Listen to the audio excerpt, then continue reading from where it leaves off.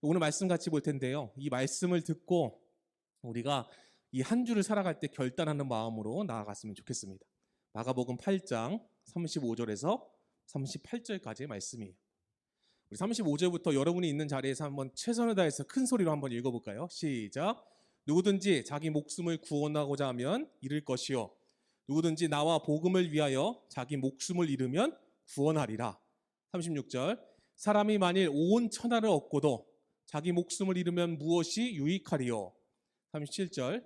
사람이 무엇을 주고 자기 목숨과 바꾸겠느냐? 38절. 누구든지 이 음란하고 죄 많은 세대에서 나와 내 말을 부끄러워하면 인자도 아버지의 영광으로 거룩한 천사들과 함께 올 때에 그 사람을 부끄러워하리라. 아멘. 오늘 말씀의 제목 같이 한번 읽어볼까요? 시작. 부끄러워할 것과 자랑할 것. 자, 우리 말씀을 읽었어요. 그렇죠? 예수님께서 제자들에게 하신 말씀이거든요. 그 내용이 어떤 내용인지 참 우리가 함께 하나씩 살펴보고 또 귀한 은혜의 시간이 되길 소원합니다. 자, 집중해서 들으세요. 길게 안 전할 테니까 집중해서 같이 함께 은혜를 살펴보도록 하겠습니다.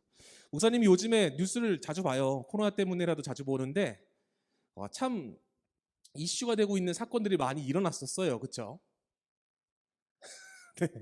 네, 사건들이 많이 일어났었어요. 그래서 여기 보면 뭐 연예인들로부터 해서 BJ들까지 굉장히 사건 사고가 굉장히 많았습니다. 근데 중요한 것은 목사님 그걸 보면서 느끼는 게 적당히 좀 했으면 좋겠다라는 생각이 들었어요. 그러면서 제 모습을 돌아보게 되었어요. 나도 참 부끄럽구나 라는 생각을 했습니다. 왜 연예인들이 사건 사고가 터지면 한창 자숙하다가 다시 복귀하잖아요. 방송에요. 그렇죠? 그렇죠? 근데 그 복귀하는 그 기간이 짧을수록 사람들은 많이 비판하는 것 같아요. 최근에 뭐 어떤 연예인이 방송에 한번 나왔는데 또 이슈가 됐어요. 저 누구라고 실명은 거론은 못하겠어요. 근데 이슈가 됐어요. 아니 자숙 기간 벌써 끝났냐 이러면서 굉장히 이슈가 된 사건이 있습니다. 이 아래도 보면 그 발언 잘못해갖고 저 BJ 그쵸?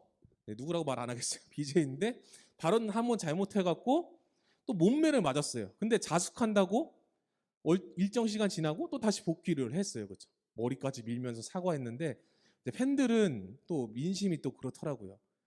또 쇼하네 이러면서 적당히 좀 해라 이런 댓글들이 굉장히 많이 올라온 거를 목사님이 본 적이 있습니다. 그리고 2015년 5월 27일 또 이분이 또 요즘에 유명을 해요. 방송이 꺼진 줄 알고 스태프가 나눈 욕설이 이제 방송에 흘러나가서 굉장히 이슈가 됐습니다. 유승준 씨가요. 근데요, 제가 유승준 세대거든요. 한참 뭐 가위부터 해서 막 이렇게 댄스곡들이 막 나올 때 목사님이 청소년부 때였어요. 굉장히 슈퍼스타였거든요. 그러면서 연예가 소식에 유승준 가장 영향력이 큰 기독교 신자 연예인 이래갖고 유승준 때문에 교회 다닌 사람이 많을 정도로 굉장히 교회에 대한 이미지가 이때 당시만 해도 굉장히 좋았어요. 근데 병역 기피 사건으로 인해서 한국에 못 들어오고 있죠, 그렇죠? 네, 못 들어오고 있는 지금 사건 속에서 유승준 씨가 방송을 켜갖고 사죄하는 마음으로 정말 죄송합니다. 2015년에요. 죄송합니다. 막 눈물 흘리면서 하소연했는데 방송이 딱 꺼진 줄 알고 막 이러면서 막 욕을 하는 거예요. 스태프들과. 그래서 사람들이 그때 굉장히 많은 댓글을 남겼는데 댓글의 내용이 뭐냐면 부끄러운 줄 알아라 라는 내용이었습니다. 최근에 또 이제 유튜브로 네, 방송에서 이제 또 문매를 맡고 있는데 아무튼 내 처지, 내 잘못, 특히나 공인이라고 한다면 연예인이라고 한다면 내 발언과 말과 행동에 부끄러워할 줄 아는 마음이 필요한 것 같아요. 저와 여러분도 마찬가지예요. 우리가 말하는 행동, 말들이 다른 사람에게 어떻게 비춰질까를 좀 생각하면서 또한 잘못한 게 있다면 사죄하고 부끄러워하는 마음으로 살아가는 것, 이게 우리와 저와 여러분에게 필요할 줄로 믿습니다. 동주라는 영화인데요. 이 영화에 이런 명대사가 나와요. 부끄러움을 아는 것은 부끄러운 것이 아니네. 근데 부끄러움을 모르는 것이 부끄러운 일이지 라는 대사를 합니다. 윤동주 시인의 일화를 영화로 만든 게 이 동주라는 영화인데 한번 기회 되면 한번 보시면 좋을 것 같아요. 부끄러움을 아는 것은 부끄러운 게 아니래요. 내가 잘못했구나. 내가 부끄럽다라고 아는 것은 부끄러운 게 아니에요. 근데 진짜 부끄러운 게 뭐냐면 부끄러움을 모르는 것이 진짜 부끄러움이다라는 거예요. 여러분은 어떠세요? 부끄러우신가요? 아니면 떳떳하신가요? 간절히 바라는 것은 떳떳한 여러분 되기를 간절히 소원합니다. 그래서 제가 생각을 해봤어요. 부끄러움이 무엇일까? 연예인들, BJ들 또 유승준 씨를 보면서 목사님이 내린 부끄러움의 정의는 뭐냐면, 부끄러울 때 부끄러움을 아는 것은 회개의 길을 열어가는 것이다. 내가 부끄럽다라고 인정되는 순간 내가 무릎을 꿇을 수 있는 것이다 라는 생각을 해봤어요.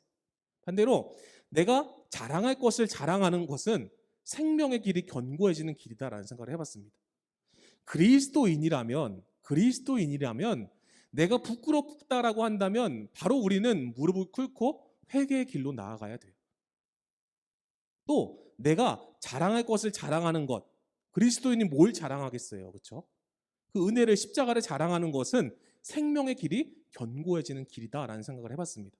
간절히 말하는 것은 여러분, 세상의 부끄러움은 부끄러워하는 여러분이 되길 소원하고, 또한 예수님의 그 십자가 은혜는 자랑하는 여러분이 되었으면 좋겠어요. 왜 이런 말을 하냐면, 지금 굉장히 많은 교회가 욕을 먹고 있어요. 선교회에서 확진자가 막 발생해서 그걸로 인해서 뭐 전국적으로 또 다시 막 코로나 붐이 일어났다부터 해서 뉴스 기사와 언론 매체들이 교회를 공격합니다. 그래서 그 기독교가 참 이미지가 많이 추락하고 있어요. 그런 상황 속에서 우리가 자랑할 것은 자랑하되 또 때로는 부끄러워할 것은 부끄러울 줄 아는 마음이 필요하다라는 그런 생각을 해봤습니다. 그래서 오늘 이 내용이 무엇인지를 좀 깊게 한번 살펴볼게요. 무엇을 부끄러워해야 할까요? 한번 같이 한번 여러분 자리에서 한번 크게 한번 읽어볼까요? 시작. 죄에 대해서는 부끄러워해라. 죄에 대해서는 여러분 부끄러워하시길 소원합니다. 내가 죄를 짓고도 이게 죄인지 모르고 살아가는 게 가장 어리석은 일이고 부끄러운 일이에요. 근데 내가 죄를 짓고 내가 사람들한테 죄를 지었구나, 내가 하나님께 죄를 지었구나라고 부끄러워할 줄 아는 마음이 든다면 그것이 회개의 길을 열어가는 통로인 줄로 믿습니다. 우리 한번 따라해 볼까요? 부끄러워합시다. 죄에 대해서 부끄러워합시다. 네. 죄에 대해서는 여러분 부끄러워하시기 소원합니다. 에베소서 1장 7절에 우리는 그리스도 안에서 그의 은혜의 풍성함을 따라 그의 피로 말미암아 속량 곧 죄사함을 받았느니라 라고 말씀합니다. 왜 부끄러워해요? 우리가 짓는 그 죄 때문에, 우리 행동, 그 말 때문에 예수님께서 십자가에서 피 흘리면서 죽으셨기 때문에 우리는 부끄러워할 줄 알아야 돼요. 근데 세상 사람들은 그런 사상이 없어요. 예수님의 존재를 몰라요. 인정도 안 하고 십자가를 그냥 미련한 것, 어리석은 것이라고 생각을 해요. 세상 사람들은. 그렇기 때문에 부끄러워하는 것에만 그치지만 우리 그리스도인들은 한 단계 더 나아가서 왜 부끄러워해야 하는가? 예수님께서 그 십자가에 나의 죄를 위해서 피 흘리시고 찢겨 죽으셨기 때문에 우리는 그 죄에 대해서 부끄러워할 줄 알아야 된다는 거예요. 예수님께서 우리 위해서 십자가에 찢겨 죽으셨습니다. 그리고 그 흘리신 피로 인하여서 우리가 구원을 받았어요. 근데 또 죄를 지어요? 그럼 예수님은 또 십자가에 못 박는 일이라는 거예요. 그래서 우리가 죄에 대해서는 어떻게 하라고요? 부끄러워할 줄 아는 여러분 되기 소원합니다. 반대로 우리가 자랑할 것을 자랑한다는 것은 생명의 길을 견고하게 한다라고 했는데 어떤 것을 자랑해야 될까요? 한번 따라해 볼까요? 은혜에 대해서는 자랑하라. 네. 우리가 은혜에 대해서는 자랑하기 소원하고 죄에 대해서는 부끄러워하기 소원합니다. 생명이 여러분 귀한가요? 생명 귀하죠, 그렇죠? 네, 병아리도 귀하고 여기 여러분들 다 이런 때가 있었어요, 그렇죠? 목사님도 이런 때가 있었고, 네, 태아의 때예요, 그렇죠? 생명은 소중합니다. 그렇기 때문에 존중받아야 되고 그 생명의 가치가 그 어떤 것과도 비교할 수 없는 것 같아요. 목사님이 예전에 본 뉴스 기사에 조폭, 조직폭력배 두목이 재산이 무려 7조 원인 중국의 조직폭력배 두목이 있어요. 근데 8명을 살인교사하고 뭐 아무튼 이런 죄 때문에 중국에서 사형 선고를 받았습니다. 재산이 몇 억이라고요? 몇 억이 아니라 몇 조라고요? 7조래요. 7조 얘들아. 7조면 얘다 1000억이 그 9,999억 다음이 1조거든 얘들아. 여러분 1억 있으면 얼마나 행복해요, 그렇죠? 근데 그게 9,999보다 하나 더 많은 1조가 몇 개 있다고요? 7개가 있대요. 상상이 안 되죠, 그렇죠? 상상이 안 돼요. 굉장히 많은 돈을 갖고 있는 사람인데 이 조직폭력배 두목이 사형 선고를 받자 막 울면서 살려달라고 빌어요. 그 장면이 되게 포착됐어요. 여기 오른쪽 사진 보이죠, 그렇죠? 막 울면서 막 잘못했다고 살려달라고, 내가 잘못했다고 제발 제발 살려달라고 막 애원하면서 막 질질 짜요. 근데 어떻게 됐어요? 결국에는 죽었어요. 아무리 돈이 많고 조직폭력배, 중국에서 조직폭력배인데 7조 원을 벌 정도의 조직폭력배면 굉장히 힘있고 권력 있는 사람이거든. 근데 죽음 앞에서 그 조직폭력배의 두목이 비굴한 모습을 보인다라는 것은 자신의 생명이 얼마나 귀한지를 이 사람이 깨달은 거예요. 근데 죄를 지었을 때 부끄러움을 모르고 살아가다가 결국에는 사형 선고를 받자 그때서야 나 내 생명 귀한데 이러면서 잘못했다고 살려달라고 빌지만 결국에는 사형당했습니다. 어제 뉴스에 또 중국에서 3천억 원의 돈을 갖고 있는 재벌이 사형 선고를 받아요. 그래서 또 죽어요. 그래서 목사님이 이 뉴스 기사를 보면서 인간이 아무리 돈이 많고 권력이 있고 힘이 있어도 결국에는 인간이라는 존재는 그 생명이 참 귀하다라는 생각을 해봤습니다. 여러분 생명이 참 귀해요, 그렇죠? 여러분이 갖고 있는 그 핸드폰보다 여러분의 생명이 더 귀하다고요. 왜냐하면 그 생명에는 하나님의 사랑과 계획과 은혜가 담겨있기 때문에 여러분 참 귀한 거예요. 근데 중요한 것은 여러분의 생명을 옆에 있는 친구를 위해서, 나의 가족을 위해서 대신 줄 수 있습니까? 네, 목사님 전 줄 수 있어요 라고 말한 친구도 분명히 있을 거예요. 정말 가족을 사랑하면요. 질문 한번 해볼게요.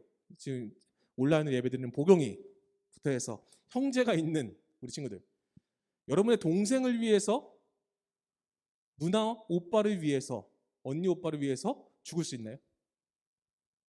예찬이는 은찬이를 위해서 죽을 수 있나요? 네. 네. 보경이 언니나 오빠들을 위해서 죽을 수 있어요?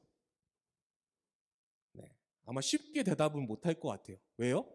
내 생명은 참 귀한 것이기 때문이죠.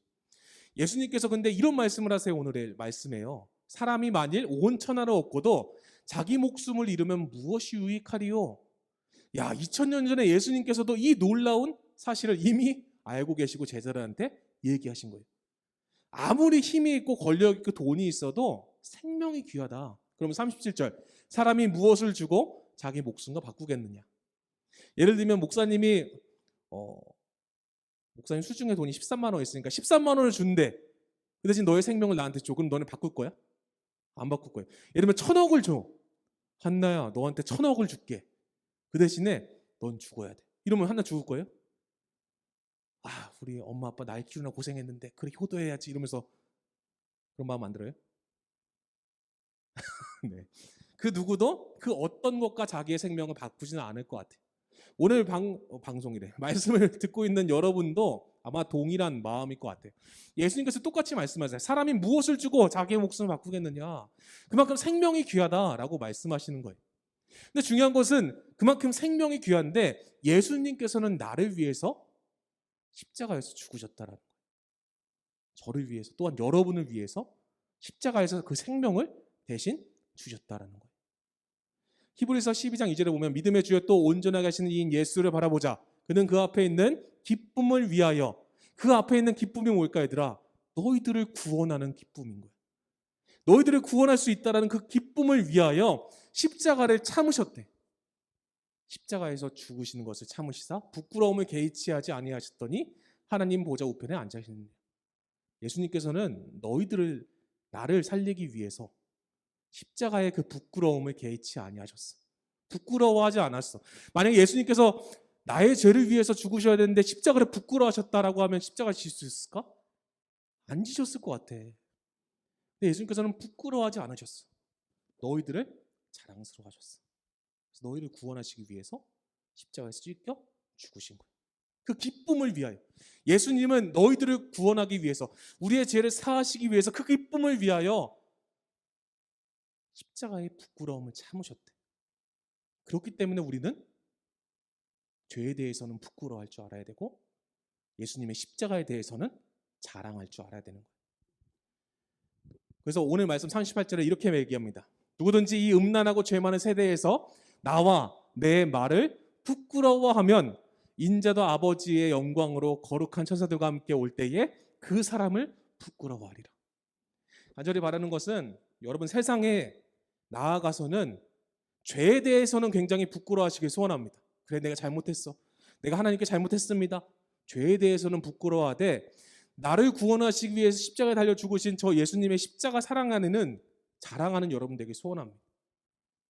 부끄러워하지 않고 자랑하는 여러분 되길 소원해요. 그때 예수님께서 다시 오실 때에 부끄러워하는 게 아니라 우리를 칭찬하면서 그래, 사랑하는 딸아, 사랑하는 아들아, 내가 너를 위해서 목숨을 대신 주었는데 너가 나를 부끄러워하지 않고 오히려 자랑하고 증거하고 드러냈구나. 나를 안으시면서 기뻐하시는 예수님의 모습이 경험되어지길 소원합니다. 여러분, 십자가를 자랑하시길 소원해요. 그 은혜를 자랑하시길 소원해요. 지금 교회가 핍박을 받고 있어요. 욕먹고 있어요. 심지어 나가서 교회 다닌다라고 얘기하기도 무서울 정도로 굉장히 많은 비판을 받고 있습니다. 그때 우리가 무엇을 자랑하겠습니까? 그 상황, 우리 교회는 아니에요. 그 선교회가 잘못된 거지 우리 교회는 아니에요. 아니, 부끄러워할 줄 알아야 돼요, 우리도. 왜요? 예수님 피값으로 산 교회이기 때문에 그래요. 부끄러워하기 소원합니다. 죄에 대해서는 부끄러워하길 소원해요. 비록 내가 지은 죄가 아니더라도 우리가 대신 부끄러워하길 소원합니다. 그게 현 시대를 살아가는 그리스도인들의 마음 자세라는 거예요. 굉장히 놀라운 게 공무원들이 교회를 찾아왔어요. 뉴스 기사 보니까요. 근데 오히려 삿대질하면서 교회를 핍박하고 탄압한다고 막 싸우는 성도들이 있더라고요. 그 마음은 이해가 돼요. 그렇죠? 하지만 우리가 지금 이 상황 가운데서 내 교회의 일이 아니라고 할지라도 우리는 부끄러워할 줄 알아야 돼. 그래. 교회 이미지가 왜 이렇게 됐는가? 나부터가 죄에 대해서는 부끄러워하자라는 그런 마음이 있길 소원합니다. 그리고 여러분 삶 가운데서 짓는 죄를 그냥 넘어가지 마세요. 그 죄 때문에 예수님께서 십자가에 달려 죽으셨다니까요. 그래서 그 죄를 그냥 넘어가는 거는 그 십자가를 우리가 부끄러워하는 거예요. 인정하지 않는 거예요. 그렇기 때문에 죄에 대해서는 철저하게 부끄러워하시길 소원합니다. 반대로 은혜에 대해서, 그 십자가 은혜, 나의 죄를 위해서 십자가에서 구원하신 그 예수님의 피, 그 보혈로 인하여서 내가 구원받았다라는 것, 그 은혜를 마음껏 자랑하시길 소원해요. 감추지 마세요. 드러내세요. 나는 구원받은 존재, 하나님의 자녀라는 것을 마음껏 드러내며 더 나아가 나를 위해 찢겨 죽으신 예수님의 십자가를 자랑하며 살아가는 저와 여러분 되기를 간절히 소원합니다.